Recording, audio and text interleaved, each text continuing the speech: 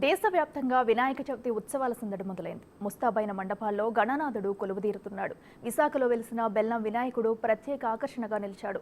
Gajuwaka bus depot పక్కన 75 అడుగుల ఎత్తున్న బెల్లం వినాయకుడిని ఏర్పాటు చేశారు. ఈ గణపతిని తయారు చేసేందుకు 20 టన్నుల బెల్లాన్ని ఉపయోగించారు. మరోవైపు విశాఖలో 90 అడుగుల గణపతి ప్రతిమను కూడా తయారు చేశారు.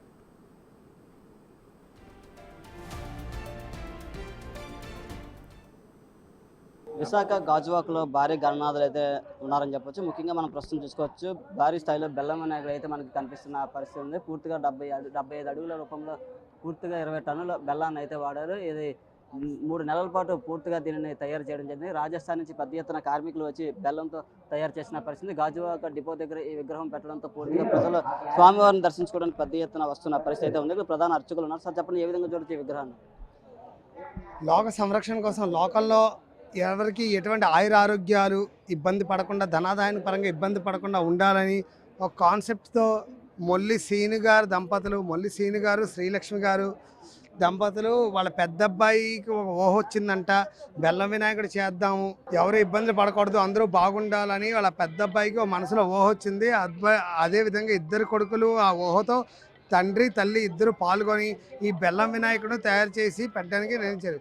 అదేవిధంగా చాలా ఇబ్బందులు కూడా పడ్డారు. బెల్లం కరిగిపోయింది. అనకాపల్లి నుంచి ఫస్ట్ బెల్లం తెచ్చారు, బెల్లం కరిగిపోయింది. దాని తర్వాత మళ్ళీ ఏంటా అని అనుకొని ఇష్టదైవాన్ని దండం పెట్టుకొని అప్పుడు రాజస్థాన్ నుంచి బెల్లం బుక్ చేసుకొని బెల్లాన్ని 20 టన్నుల బెల్లాన్ని తెచ్చి అక్కడి నుంచే మొత్తం మేస్త్రిని కార్మికులు తెచ్చి నానా శ్రమపడి 20 లక్షల వరకు ఇప్పటిదాకా బెల్లం పరంగా 20 లక్షలు మొదలుపెట్టి బెల్లం వినాయకుడు తయారు చేయడం జరిగింది. లోక సంరక్షణ కోసం. సర్వోజన సుఖన భవంతు, సర్వమంగళ మాంగళ్య శివే సర్వాధిసాధికే శరణ్యే త్ర్యంబకే దేవి నారాయణి నమోస్తుతే. చూడొచ్చు, పెద్ద ఎత్తున అయితే బెల్లం విగ్రహాన్ని చూడడానికి ప్రతి ఒక్కరూ పెద్ద ఎత్తున భక్తులు వస్తున్న పరిస్థితి అయితే మనం విజువల్స్లో చూస్తున్నాం. పూర్తిగా మేడం చెప్పండి, ఈరోజు వినాయకుని చూడడం పట్ల ఏ విధంగా ఉంది? నిజంగా చాలా ఆనందంగా ఉంది. ప్రతి ఒక్కరూ కూడా ప్రకృతిని కాపాడదామని మాటల్లో అంటారు. ఈరోజు చేతల్లో బెల్లం వినాయకుడిని ఎవరూ కూడా ఇప్పటి వరకు ఆలోచన కూడా చేయలేదు. అలాంటిది ఈరోజు చేసి చూపించారు. ఈరోజు ఇక్కడ ట్రస్ట్ సభ్యులందరూ కూడా నిజంగా చాలా ఆనందిస్తున్నా. ఇదే మా ప్రాంతంలో ఉండడం ఇంకా మాకు ఆనందంగా ఉంది. ఈ విఘ్నేశ్వరుని ఆశీస్సులతో ఏ విఘ్నాలు లేకుండా ప్రజలందరూ కూడా బాగుండాలని చెప్పి మరొకసారి కోరుకుంటున్నాం.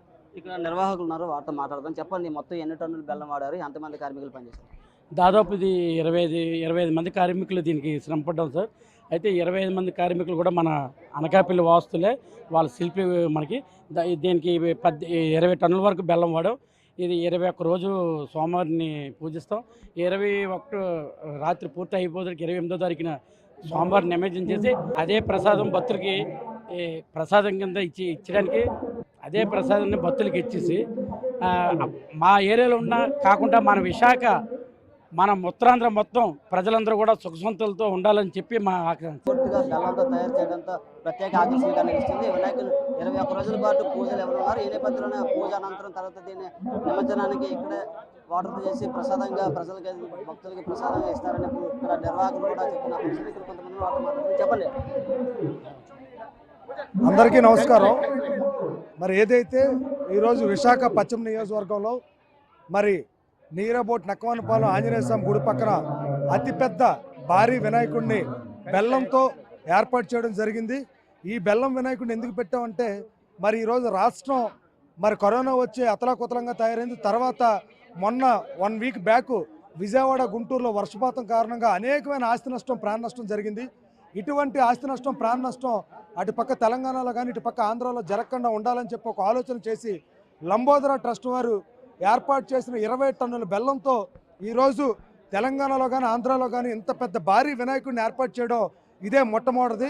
మరి ఇటువంటి కార్యక్రమాన్ని ఇక్కడ ప్రతిష్టాపన చేసి మరి స్థానిక ఎమ్మెల్యే గణబాబు గారి చేతుల మీద వినాయకుడి ప్రతిష్టాపన చేసి అతి ఘనంగా 21 రోజుల పూజలు ఇక్కడ నిర్వహించి ఏదైతే 20 టన్నుల బెల్లం ఉందో ఆ బెల్లాన్ని రాష్ట్ర ప్రజలకు ఉచితంగా పంచాలని ఒక ఆలోచనతో లంబోదర ట్రస్ట్ వారు ఏర్పాటు చేశారు.